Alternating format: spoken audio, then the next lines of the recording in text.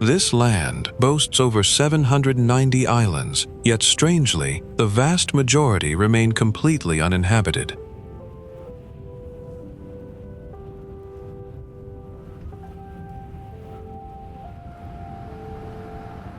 Scotland, a nation of fathomless lochs and snow-capped mountains, is the birthplace of groundbreaking inventions that reshaped humanity, from paper money and the telephone to the world's first cloned sheep.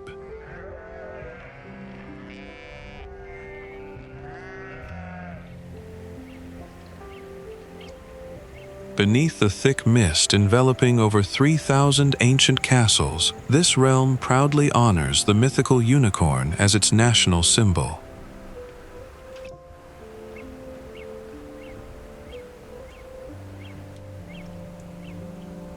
It is a place that guards not only the secrets of the Loch Ness monster and the fiery water of life known as Scotch whiskey, but also operates the world's shortest commercial flight, lasting a mere 47 seconds.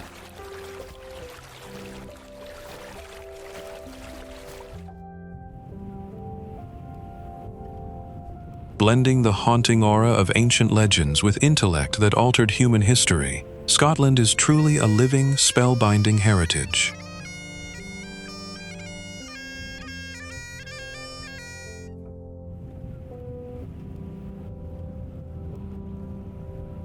What ancient secrets still lie waiting to be unearthed behind the legendary fog of this majestic land?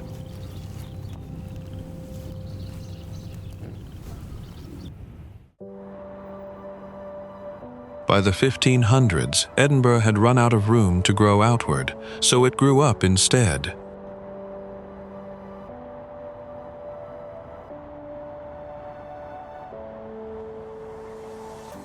In Edinburgh's Old Town, the answer was building straight up, with tenements once reaching 14 stories.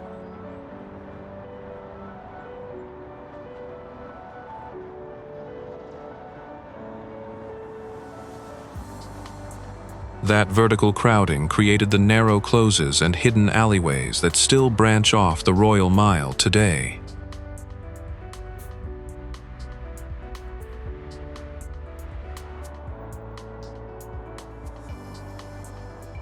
The Royal Mile itself runs from Edinburgh Castle at one end down to the Palace of Holyrood House at the other.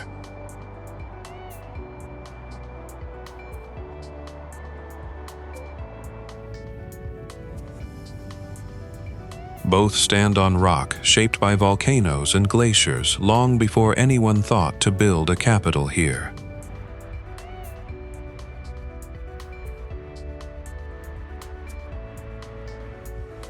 A few streets north, the new town tells a completely different story.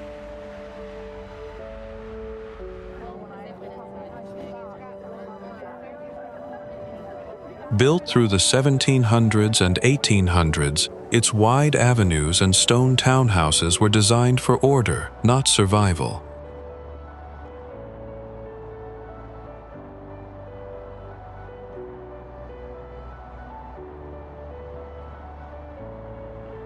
Cross from one side of the city to the other, and you pass through centuries in about 10 minutes.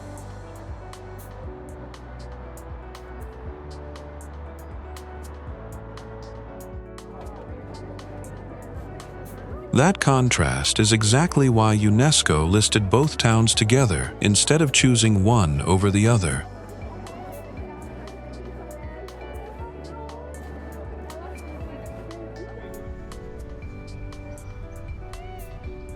Underneath the history, Edinburgh still runs on food shaped by its weather, warm pies, whiskey, and fresh seafood from the coast nearby.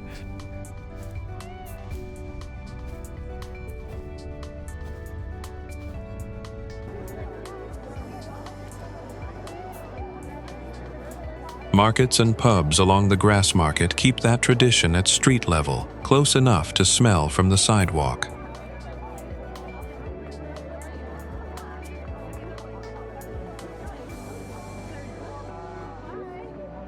Every August, the city's festivals fill each close and courtyard at once, more crowded than any other month. Now, before we move on to the next destination, here's a fun question for you. Which musical instrument is most closely associated with Scotland?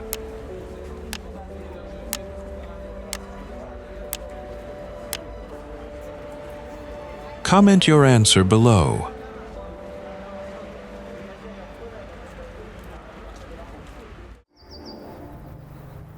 Concrete wasn't trusted for railway bridges when engineers began work here in 1897, so its designer earned the nickname Concrete Bob for using it anyway.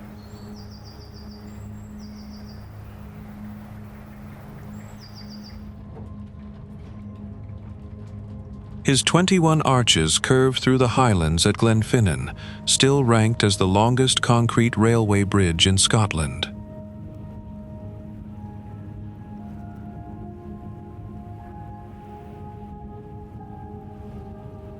The design held up well enough that it stayed in daily use for well over a century, carrying trains between Glasgow and Mull.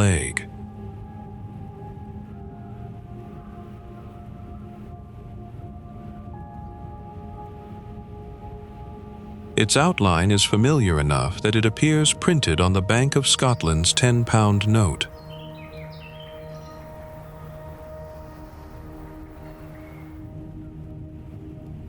Long before any of that, this same valley held a different kind of history.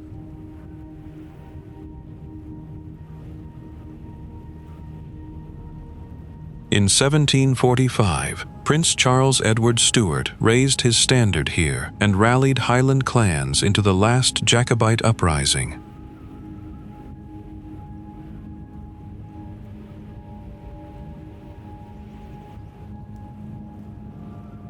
A stone tower near the viaduct still marks that spot, facing out across Loch Shiel.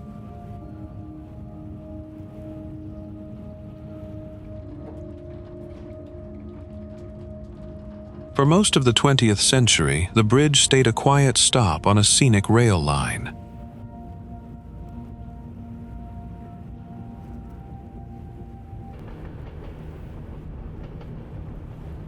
That changed once a steam service crossing it appeared in the Harry Potter films as the route to Hogwarts.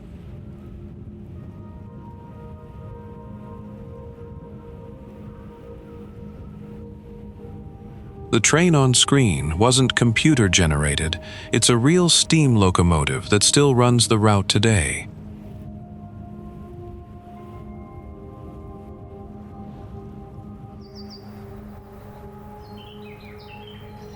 Visitor numbers barely reached 50,000 a year before the films, and now they're many times that.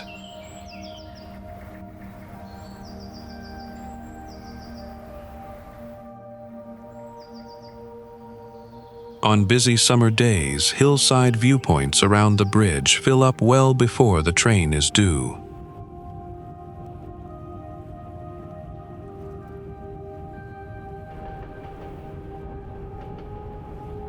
When it finally comes into view, the whole curve of arches briefly disappears behind steam.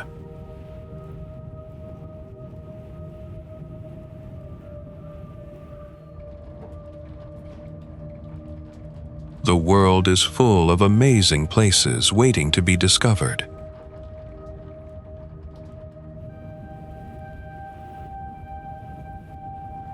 Subscribe and let's explore them together.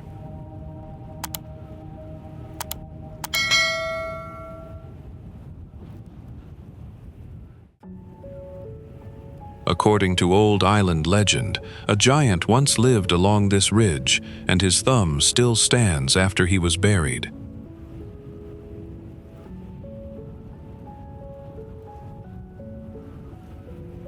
That thumb is known today as the Old Man of Storr, a spike of solid basalt rising off Skye's eastern coast.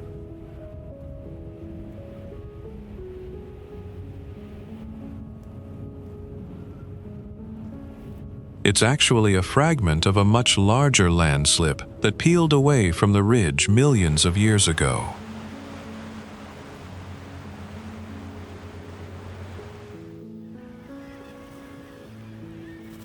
The name Store comes from Old Norse, a leftover from the centuries when Vikings controlled this part of Scotland.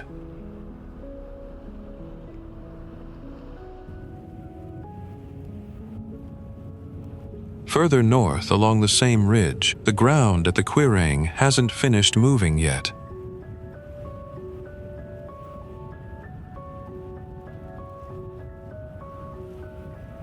It's the only section of that ancient landslip still slipping today, and the road beneath it needs repairs most years.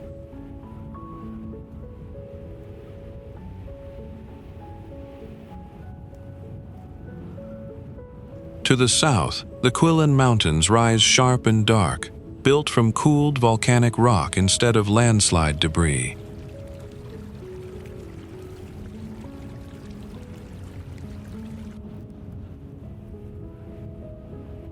One peak among them, the inaccessible Pinnacle, is the only summit in Scotland that can't be reached without technical climbing gear.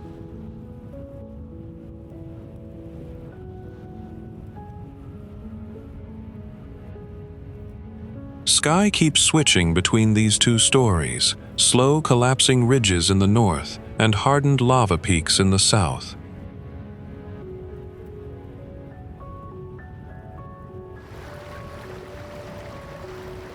Waterfalls cut through both landscapes, dropping straight toward narrow sea inlets along the coast.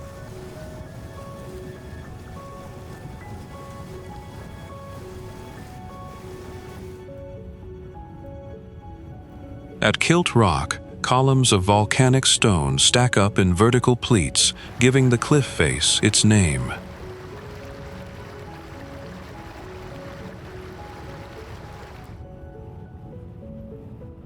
Weather here changes fast, and the same ridge can sit in full sun and thick cloud within the hour.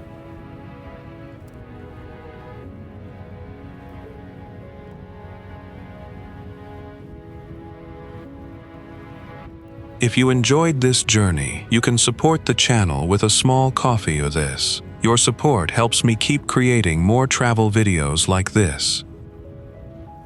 Thank you so much.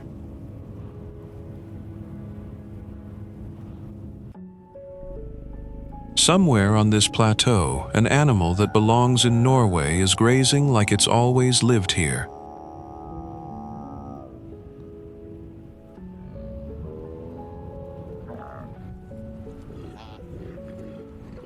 Reindeer disappeared from Scotland around 1,000 years ago, until a small herd arrived from Sweden in 1952.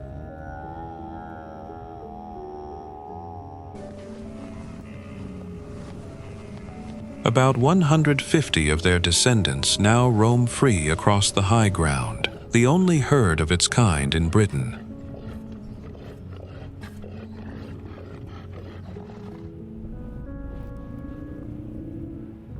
Their coats turn almost white by midwinter, blending into a landscape that behaves more Arctic than Highland.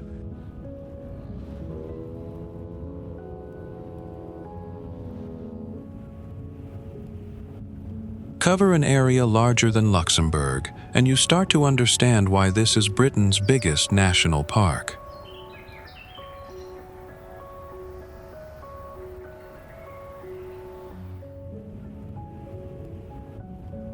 Cairngorms National Park stretches across 5 different regions of the Scottish Highlands, from broad river valleys to granite peaks.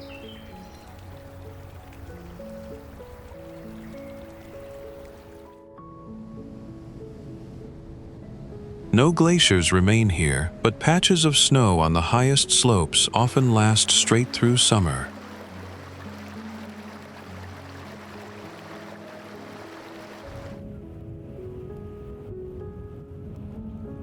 At its center sit ancient Dalradian rocks, some formed from sand and mud more than 600 million years ago.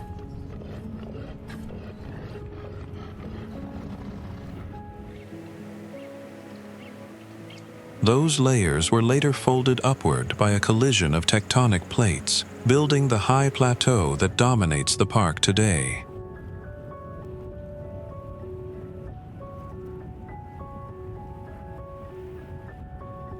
5 of Britain's 6 tallest mountains rise inside that plateau, including Ben Macdui, second in height only to Ben Nevis.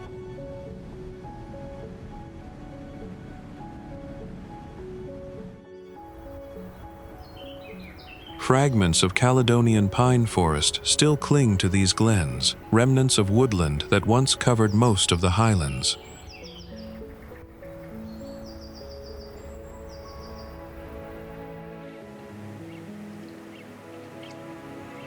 Less than 1% of that original forest survives today.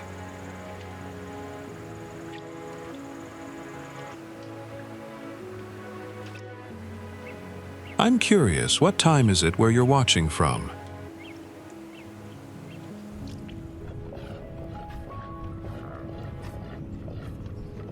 And which country are you joining me from today?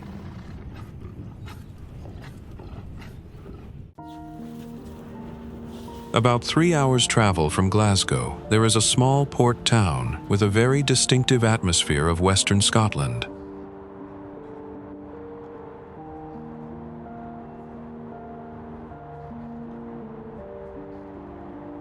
That is Oban, an important gateway for traveling to the islands of the Inner Hebrides archipelago.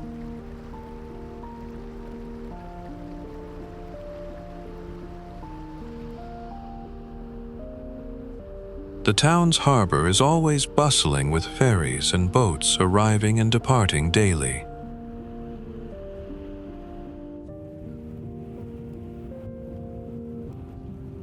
On a high hill above the town stands a strange circular stone structure.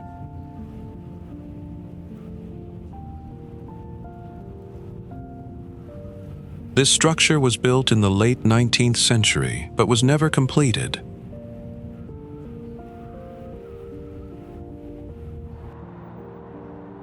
From this spot, visitors can enjoy a panoramic view of the town and the bay below.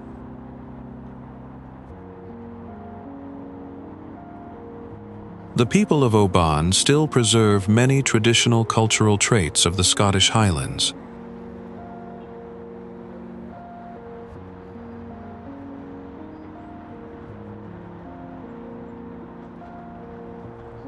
Folk music and traditional dances often appear during local festivals.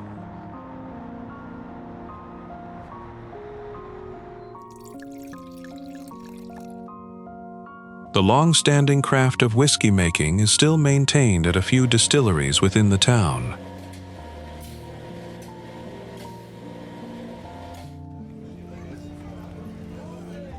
Seafood is an indispensable part of the local cuisine, especially fresh scallops and oysters.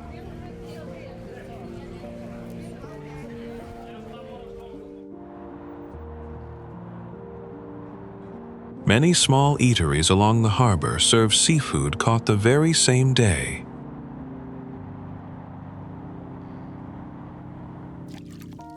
The locals live mainly by fishing, tourism, and port-related services. Life in Oban is quite slow-paced, bearing the distinctive character of a Scottish coastal town.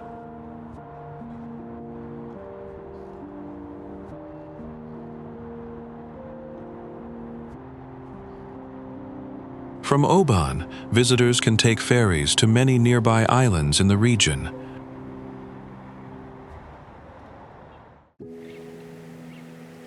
For most of the 1800s, ships built along the River Clyde carried the name Glasgow to ports across the world.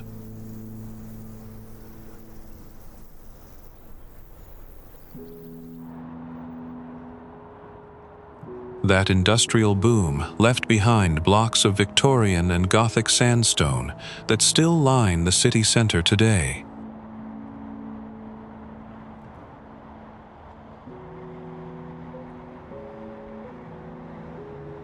Perched on Gilmore Hill, the University of Glasgow has stood since 1451, making it one of the oldest English-speaking universities anywhere.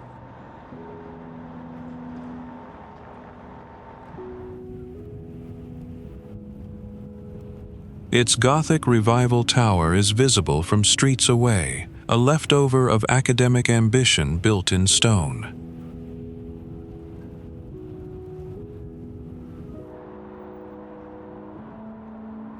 Glasgow carries a UNESCO City of Music title, and its list of bands and songwriters runs longer than most people expect.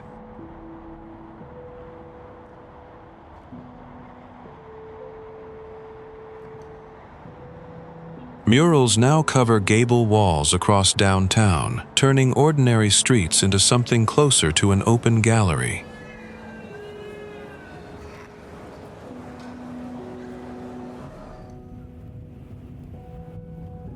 The city holds more museums and galleries per person than anywhere in the UK outside London.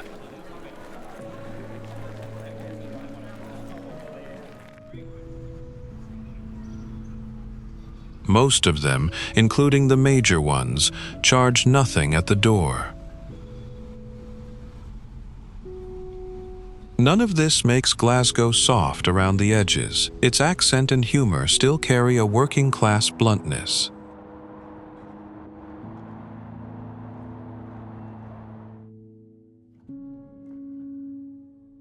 Kitchens across the city lean on Scottish produce, pulling fresh seafood from the coast and whiskey from Highland stills.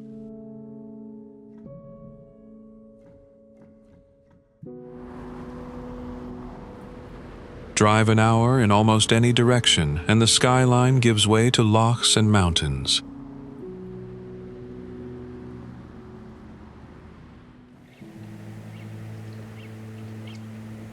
On quieter streets near the Clyde, old crane outlines from the shipyards are still visible against the sky.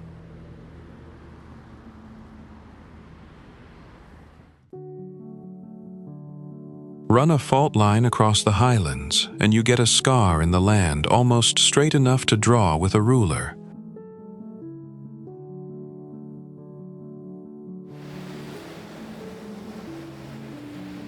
Loch Ness fills the deepest stretch of that scar, carved further by glaciers during the last ice age.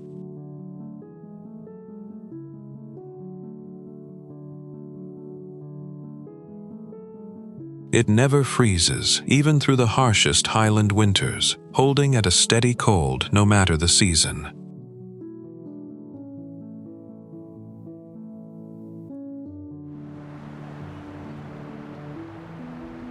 Past a certain depth, sunlight stops reaching the water, and peat stains what's left a deep, near-black color.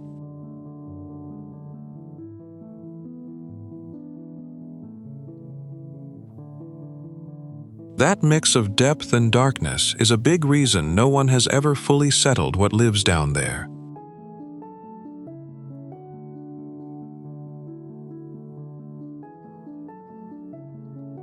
Loch Ness alone holds more water than every lake in England and Wales combined.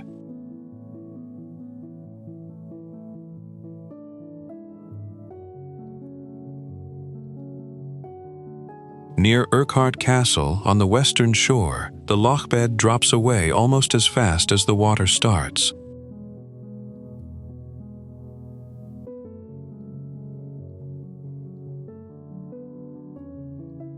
The fault running beneath it is still technically active, and small tremors have shown up here for over a century.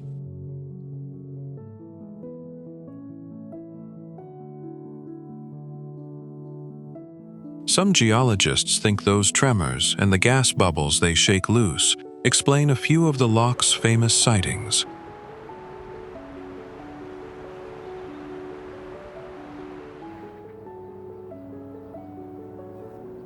In the early 1800s, engineers threaded a canal through Loch Ness and its neighboring lochs, linking coast to coast.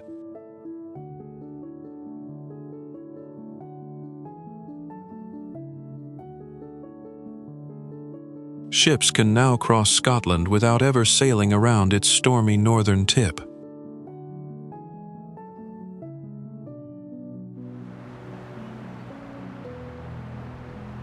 A string of lock gates still steps boats up and down the route, following the same line the fault cut millions of years earlier.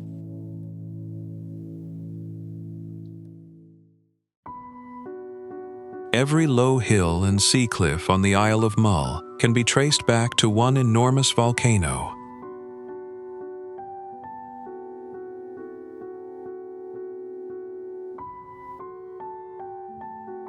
That volcano collapsed millions of years ago, leaving behind layers of hardened lava that now shape most of the island.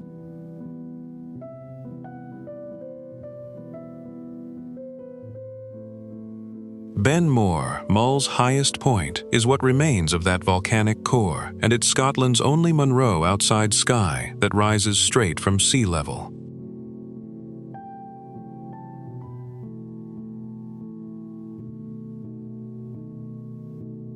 "6 miles off coast, the same volcanic activity built something even stranger, the island of Staffa.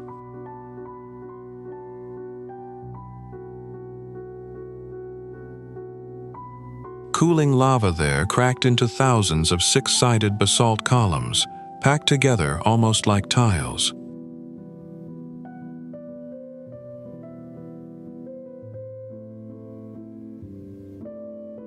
Waves have hollowed one section into Fingal's Cave, a chamber over 20 meters tall and 80 meters deep.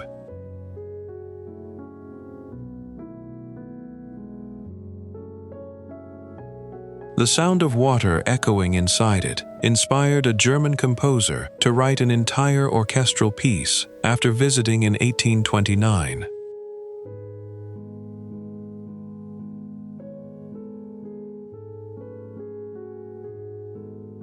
Back on Mull itself, eagles now define the island as much as its geology does.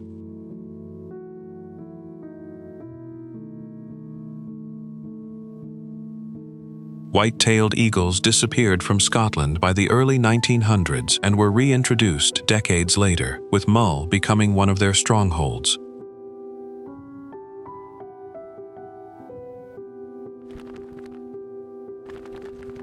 Their wingspan can stretch close to 8 feet, wide enough that visitors sometimes mistake them for small aircraft at a distance.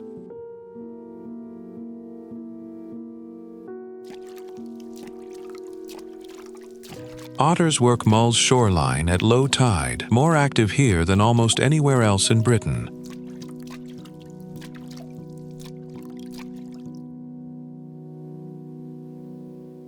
Red deer move across the island's open hillsides in herds large enough to spot from a moving car.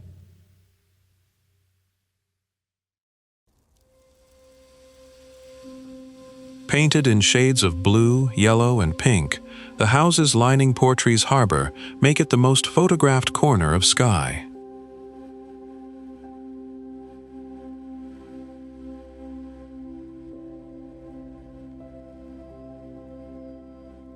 Portree serves as the administrative centre of the Isle of Skye, though its footprint barely stretches beyond the waterfront.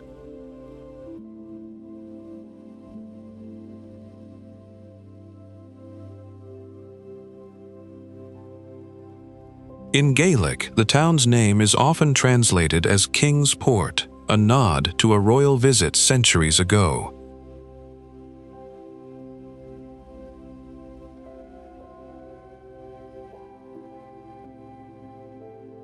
Mountains and sea lochs press in close on every side, typical of how the Highlands meet the coast here.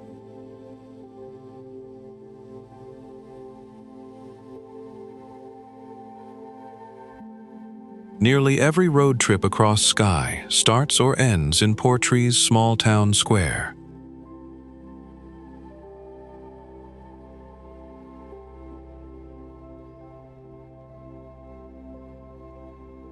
Gaelic is still spoken around town, and bilingual signs mark streets alongside their English names.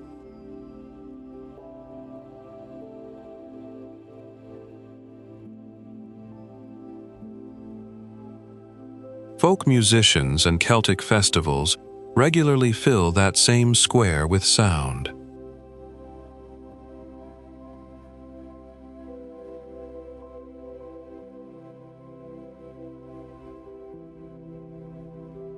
Fishing boats still work these waters daily, and seafood farming remains one of the town's main trades.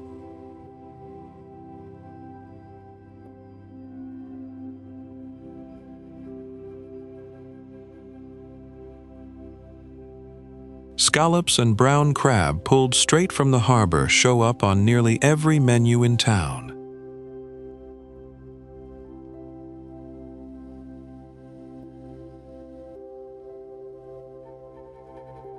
Small restaurants along the waterfront serve seafood that was swimming that same morning.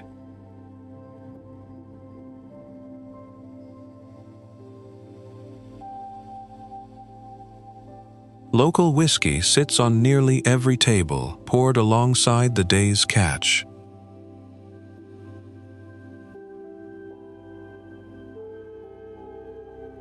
Life here moves at the pace of a small harbor town, unhurried even during peak season.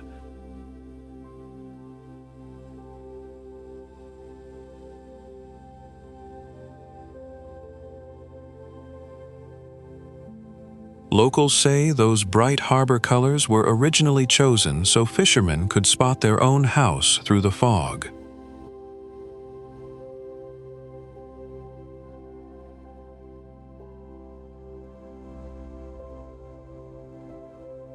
Which view would you choose in Portree?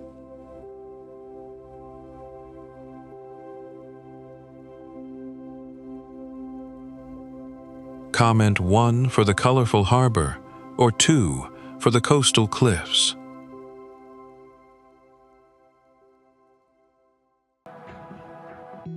Before the Great Pyramids rose from the Egyptian sands, Neolithic people had already built their homes and temples across the Orkney Islands.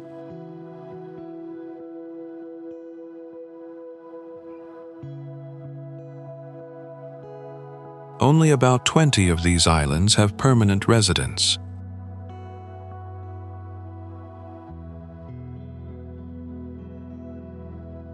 The surrounding waters are notoriously dangerous, with strong tides and sudden storms that have claimed countless ships over the centuries.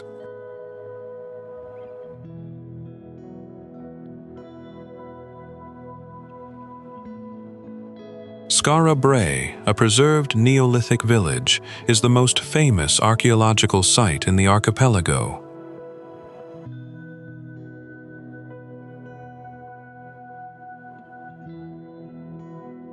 Remarkably, the village's stone furniture remains intact after 5,000 years beneath the sand.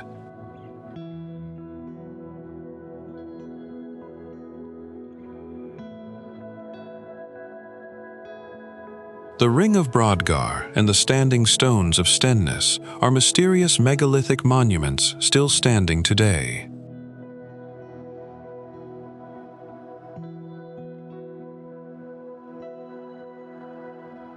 These sites were recognized by UNESCO as a World Heritage Site, forming part of the Neolithic Orkney complex.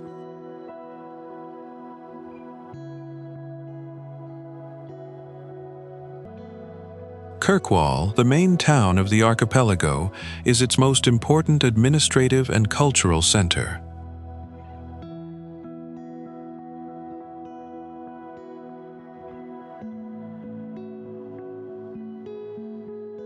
The town's narrow streets still follow the medieval layout, with houses squeezed tightly together against the wind.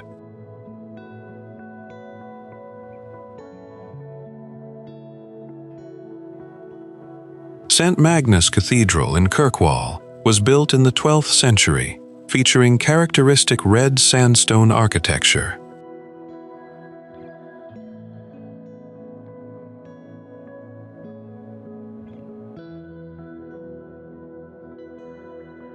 Farming, cattle, and sheep rearing remain the main livelihoods for most of the island's residents.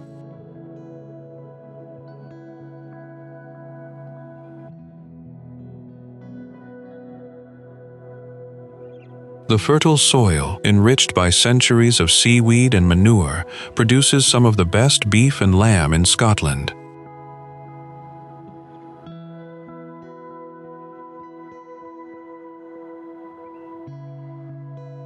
We gather info from many sources.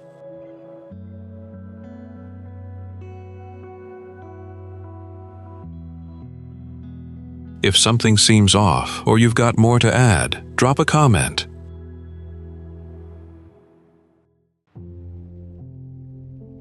If the Scottish Highlands had an unofficial capital, many would choose Fort William.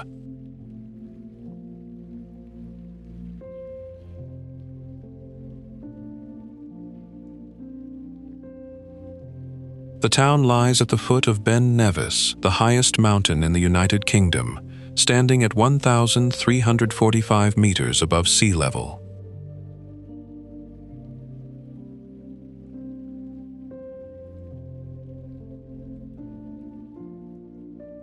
Despite its fame, Ben Nevis is often shrouded in cloud and rain, with visibility dropping to near zero even in summer months.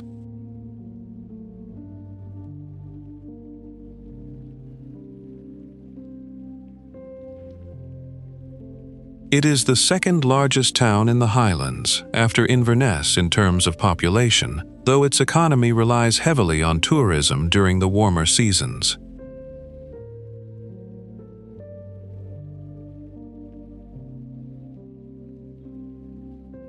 Fort William is often called the outdoor capital of the UK, thanks to its countless adventure sports activities, from mountain biking to winter climbing.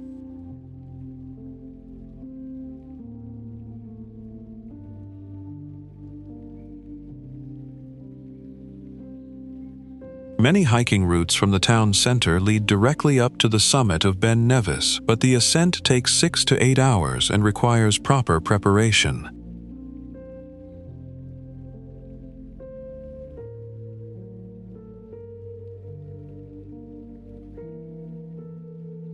The nearby Nevis Range also has a cable car and mountain bike trails, offering year-round access to the slopes even when snow covers the higher ground.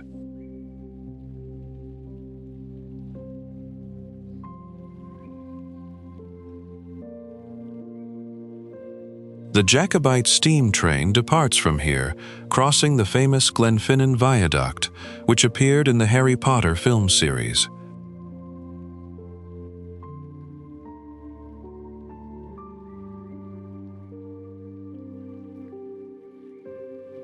This railway journey is often ranked among the most scenic train rides in the world, with the viaduct's 21 arches curving dramatically over the valley below.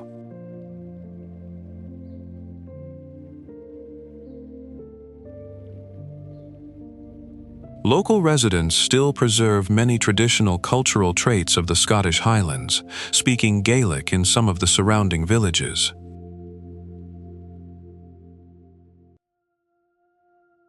What looks like a single ancient castle here is actually the fourth version built on this same island.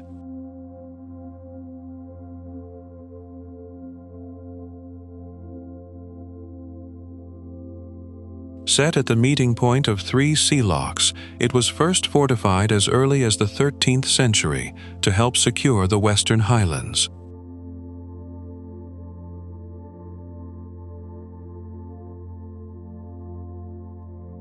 In 1719, it briefly served as a supply base for a small force of Spanish soldiers backing a Jacobite uprising.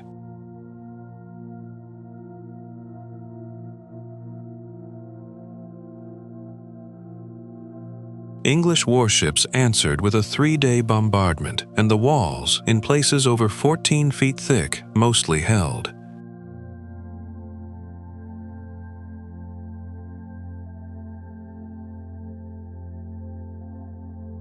What finally destroyed it was gunpowder stored inside, detonated by British troops before they withdrew.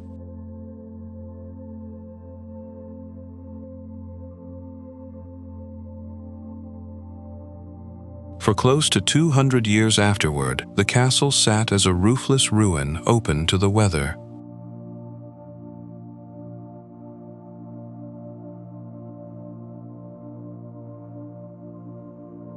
In 1912, a descendant of the MacRae clan bought the island and began rebuilding it from the old medieval ground plan.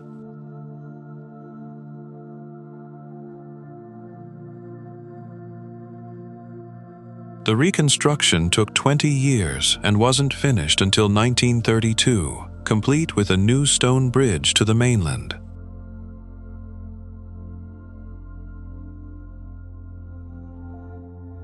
Above the entrance, a carved Gaelic inscription still declares loyalty to the McRae name over any rival clan.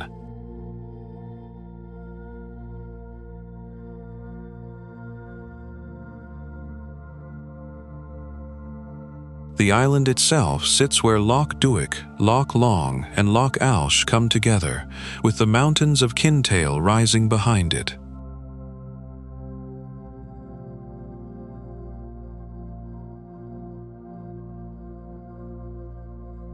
Because the setting looks almost too composed to be real, filmmakers have used it repeatedly as the model Highland fortress.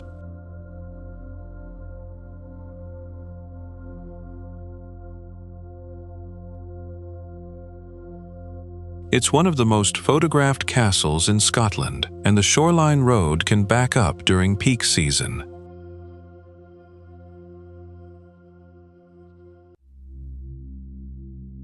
One half of this loch looks nothing like the other, and the reason runs straight through the water in a nearly invisible line.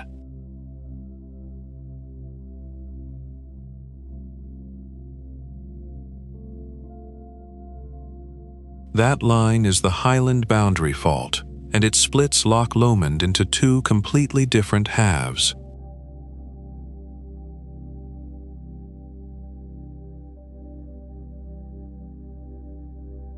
North of it, the water runs narrow and steep-sided, squeezed between mountains that drop straight into the loch.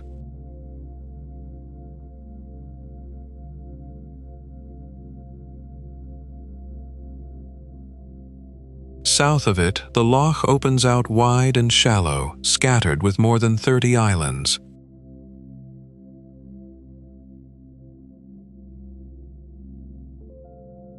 Inchmurren, the largest of them, is also the biggest freshwater island anywhere in the British Isles.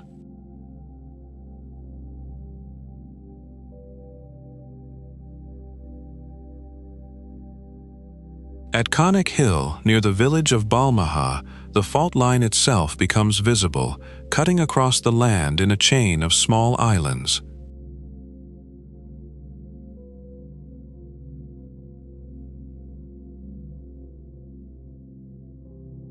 That fault formed around 400 million years ago, when land on one side was pushed upward and the other side stayed low.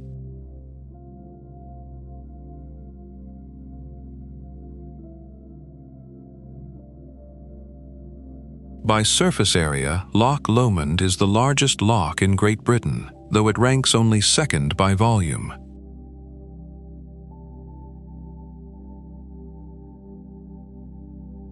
Its name may come from the Gaelic word for beacon, a nod to Ben Lomond, the mountain rising above its eastern shore.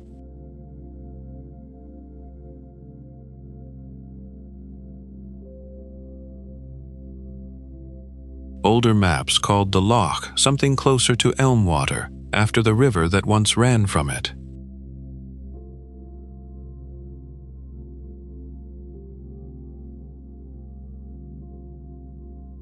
Ben Lomond itself is the most southerly of Scotland's Munros, the peaks classified above 3,000 feet.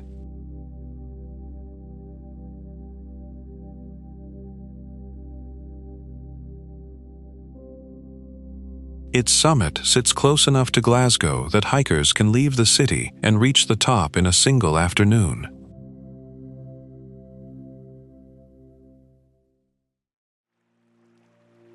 Most visitors pass through Ullapool without realizing it is the primary gateway to the Outer Hebrides, a chain of islands that feels like a world apart.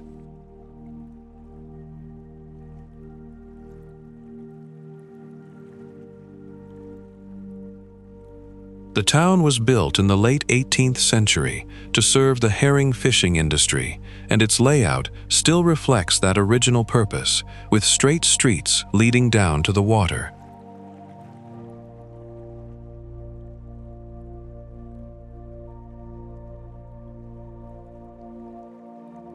At its peak, the herring boom brought hundreds of boats and thousands of workers to this remote corner of Scotland.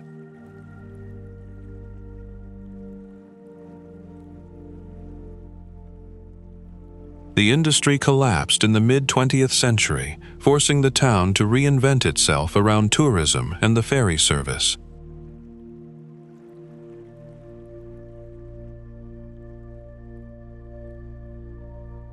Its busy harbor, bustling with fishing boats and passenger ferries, is the social and economic heart of the entire town.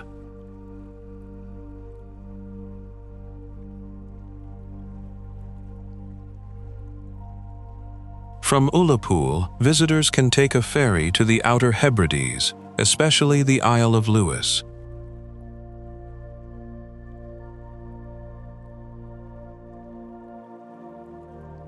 The crossing takes about 2.5 hours, and on clear days, the cliffs of the islands appear on the horizon long before the boat docks.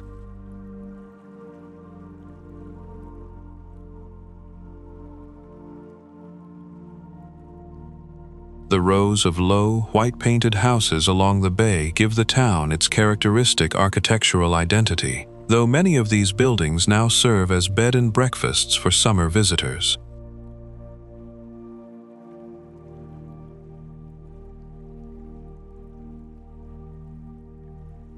Surrounding Ullapool are the pristine mountains and lochs of the Wester Ross area, some of the most untouched landscapes in the British Isles.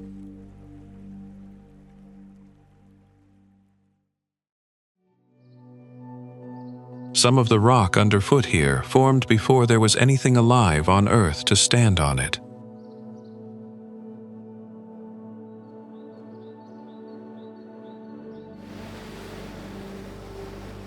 Lewisian gneiss makes up most of the Outer Hebrides, dated to nearly 3 billion years old, the oldest rock in Britain.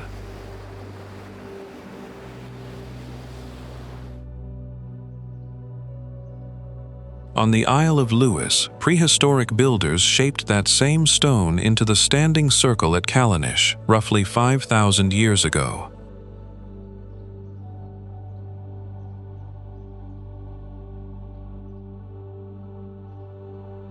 That's older than the Egyptian pyramids, and no one has ever confirmed exactly what the site was built for.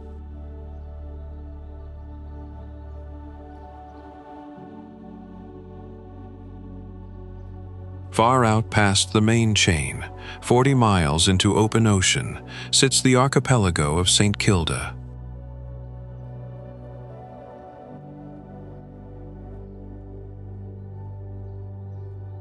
Its cliffs rise higher than almost anywhere else in Europe and hold the continent's largest colony of seabirds.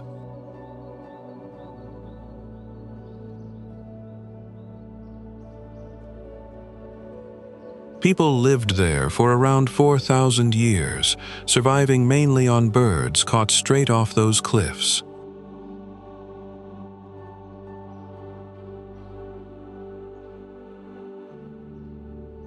In 1930, the last 36 residents asked to be evacuated, ending that entire way of life in a single afternoon.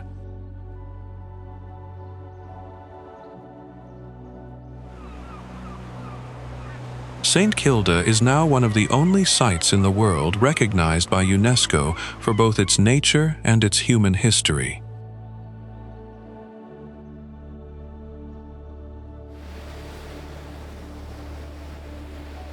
Back on the main islands, machair grassland forms where shell sand blows inland and neutralizes the naturally acidic peat soil.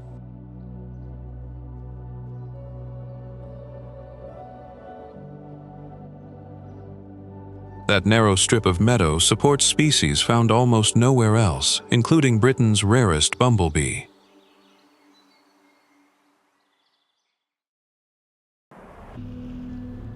Few castles in Scotland command a setting as dramatic as Dunnottar, a ruined fortress perched on a cliff near the town of Stonehaven.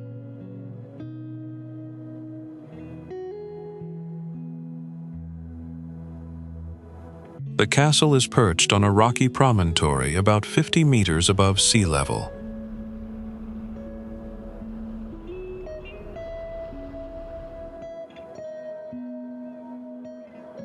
This formidable position once made the castle a nearly impregnable defensive fortress.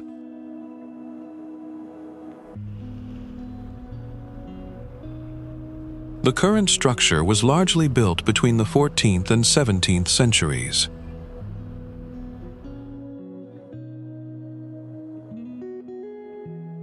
It was once the place where the Scottish crown jewels were hidden to avoid seizure by Cromwell's forces.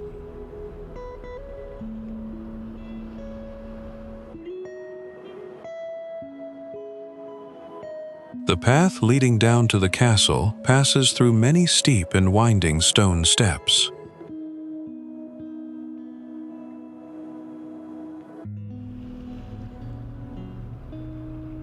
From above, visitors can enjoy a panoramic view of the dramatic northeast coast of Scotland.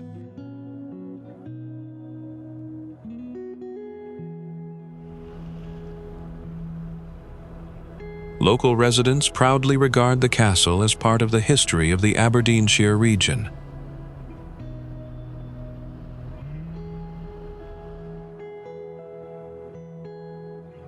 Many folk tales and legends are still told around its ruined walls.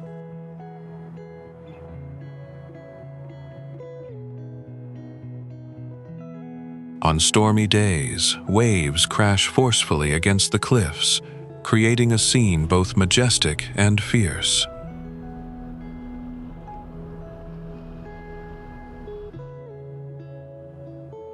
The surrounding area has many seabird colonies nesting on the cliffs.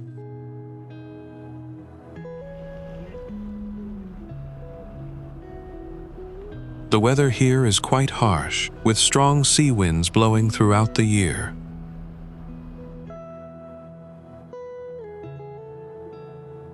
Visitors can reach the castle by walking about 20 minutes from Stonehaven.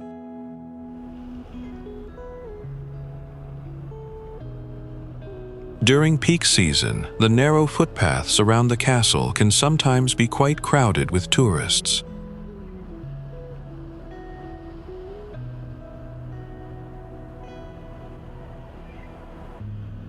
The area has no shelter, so the visiting experience depends quite heavily on the weather.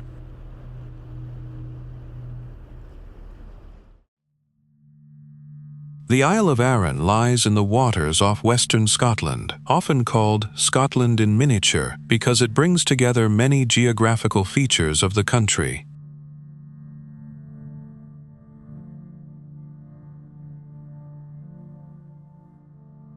The northern part of the island has rugged mountainous terrain, while the south features lower hills and gentler coastline, creating a contrast that mirrors the Scottish mainland.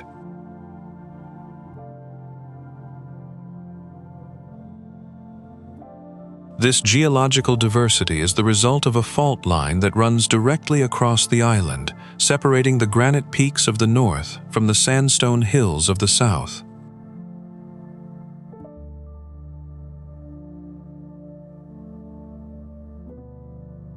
Goat Fell, the island's highest peak at 874 meters, is a familiar destination for hill-walking enthusiasts, offering sweeping views across the Firth of Clyde.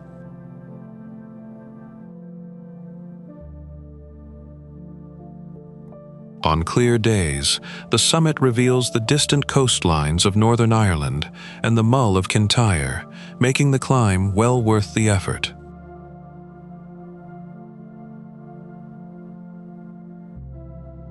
Brodick, the main town on the island, is home to most services and the ferry terminal connecting to the mainland, with sailings taking just under an hour from Ardrossan.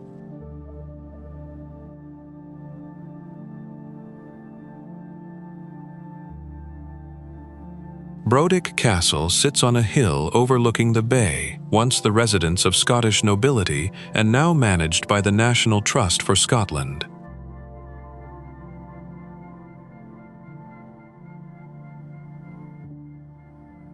The Isle of Arran is also famous for its handcrafted cheeses made according to age-old traditional recipes, using milk from local dairy herds.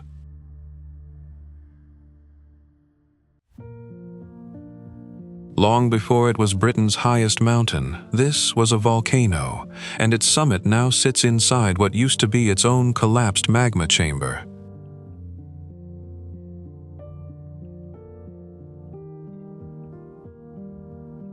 That eruption happened roughly 350 million years ago, leaving behind the granite that shapes the mountain's cliffs today.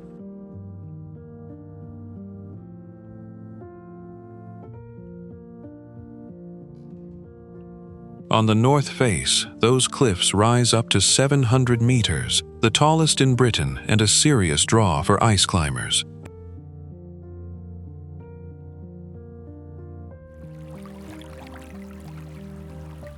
In 1883, a group of scientists moved onto the summit and stayed there year-round, taking hourly weather readings from a stone hut.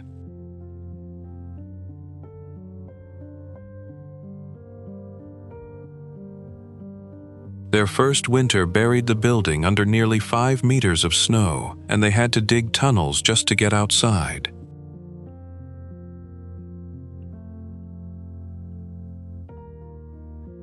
The observatory ran for 21 years before funding ran out, and only its low stone walls remain today.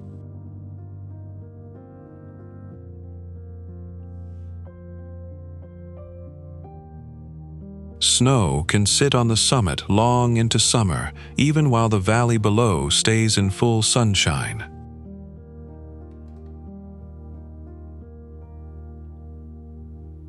Fog and strong wind can move in within minutes, turning a clear afternoon into something closer to alpine weather.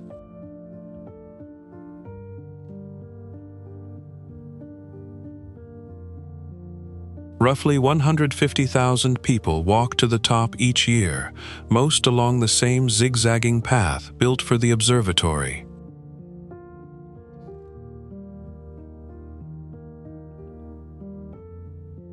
That path still crosses ground first climbed in 1771 by a botanist collecting plant samples.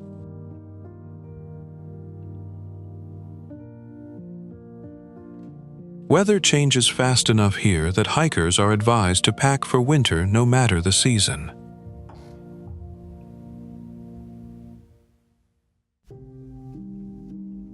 Inverness sits at the mouth of the River Ness, where the river flows out of the famous Loch Ness and into the Moray Firth.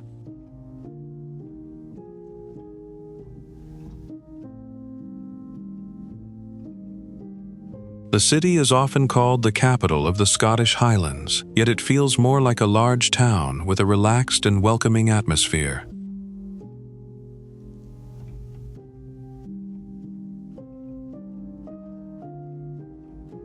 Its position at the northern end of the Great Glen makes it a natural gateway for exploring some of Scotland's most dramatic mountain scenery.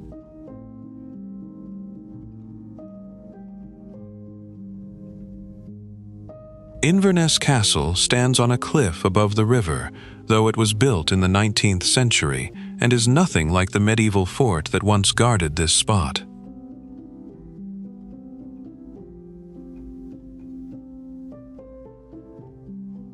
Tourists often stop at the castle for photos before realizing they cannot actually go inside, as it serves as a court building.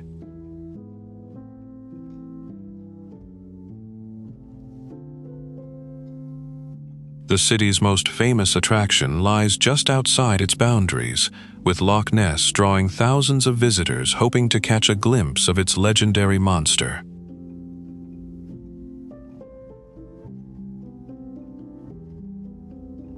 Boat tours depart regularly from the nearby village of Drumnadrochit, and the loch's dark, peaty waters add an air of mystery to every excursion.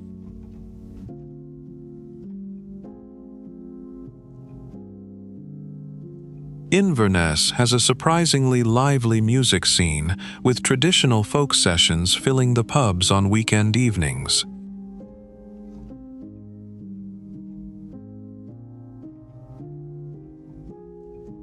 Some visitors find the city a bit quiet compared to Edinburgh, with fewer museums and galleries to explore on rainy days.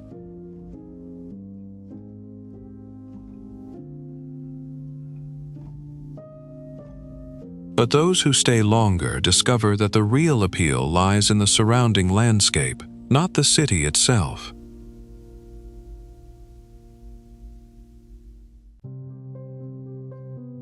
Despite its spectacular tranquility today, this Highlands vista was the site of Scotland's last clan battle in 1601, one of the bloodiest in history.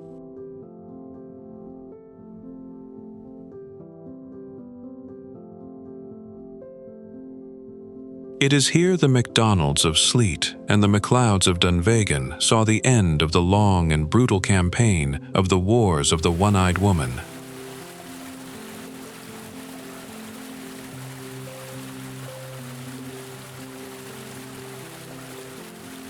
On the northern slopes of the Blackquillins, the crystal-clear fairy pools form a stunning stream that snakes down the hillside into Glen Brittle.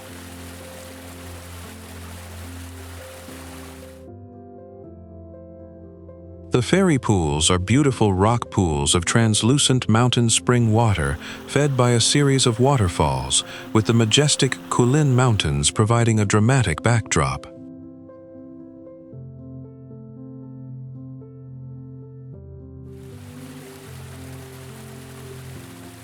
The wonder of the fairy pools entices visitors from all over the world as they make some great wild swimming for those brave enough to enter the ice-cold waters.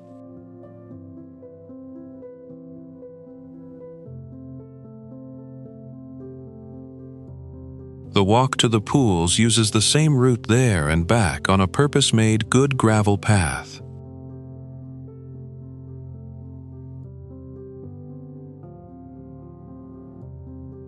Most people will spend some time working their way up the river from the first waterfall, exploring the different pools.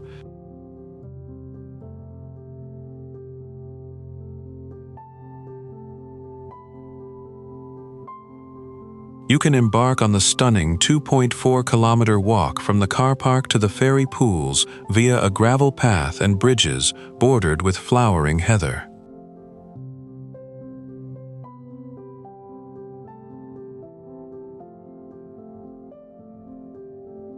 It takes about 20 minutes to arrive at the first and largest waterfall that marks the start of the pools.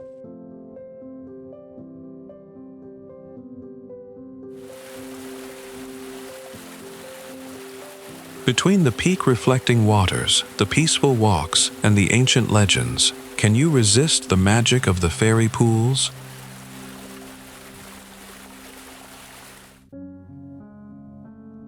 If one had to choose a place that represents the wild, untamed, and tragic beauty of Scotland, many would think of Glencoe.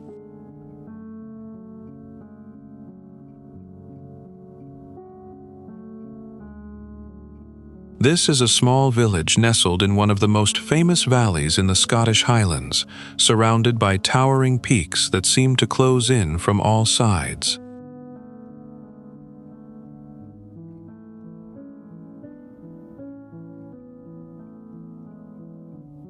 Glencoe Valley was formed by volcanic activity and the erosion of ancient glaciers, leaving behind steep ridges and deep corries that hold snow well into summer.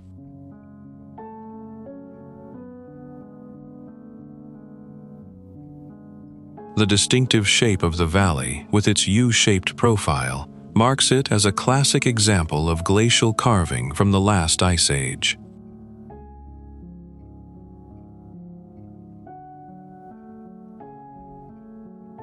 It was also the site of the Glencoe Massacre in 1692, a bloody conflict between Scottish clans that remains one of the most infamous events in Highland history.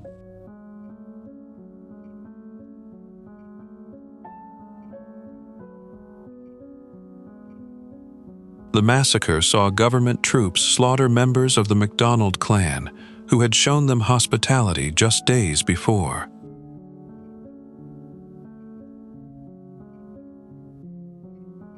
This historical event is still remembered by locals as a painful memory of the region, and the story has been passed down through generations as a warning about betrayal.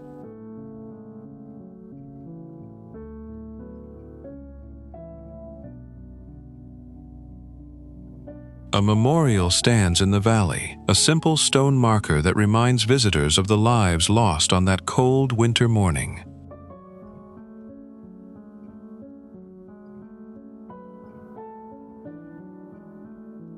The mountain Buakele Etiv Mor, with its pyramid-like shape, is a favorite subject for photographers, particularly at sunrise when its granite face glows orange.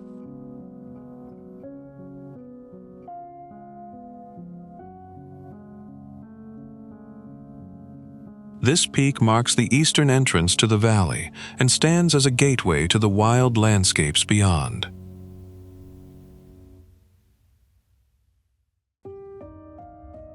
Long before this park had eagles or Munros to its name, it was already famous for something else entirely: poetry.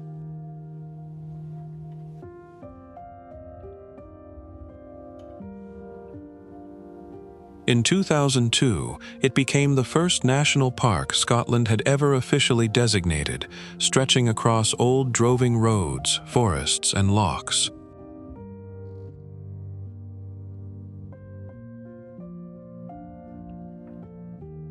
At its heart sits Loch Katrine, the loch that made the whole region famous in the first place.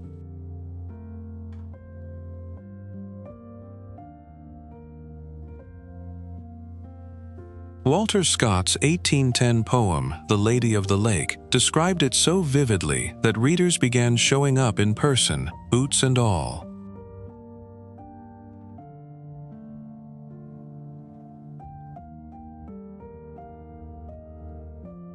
Within a few years, boats and inns opened across the park just to keep up with the visitors that poem created.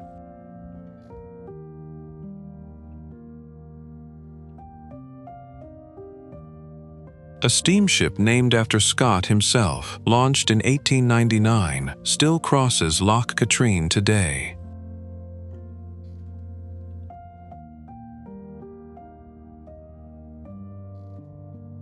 The loch also holds a second, less romantic job that most visitors on that boat never notice.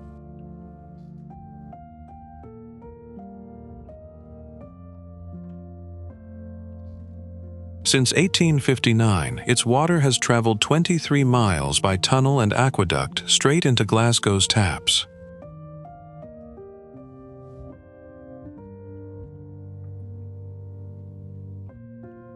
To protect that supply, building along the shore has stayed restricted for over a century.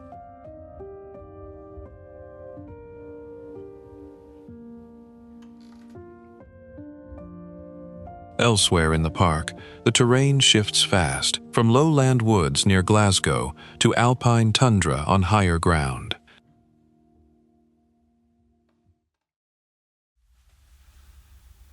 And that's Scotland, a small country that somehow managed to make a massive impact on the world.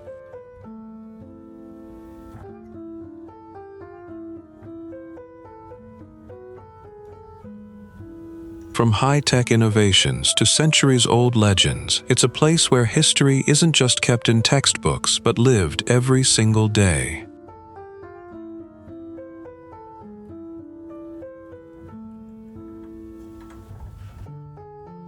The fog will eventually settle over the Highlands, but the stories born here will definitely stay with you for a long time.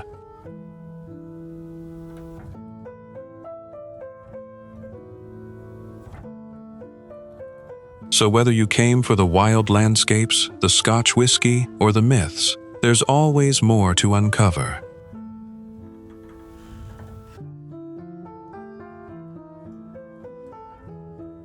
Stay tuned for our next adventure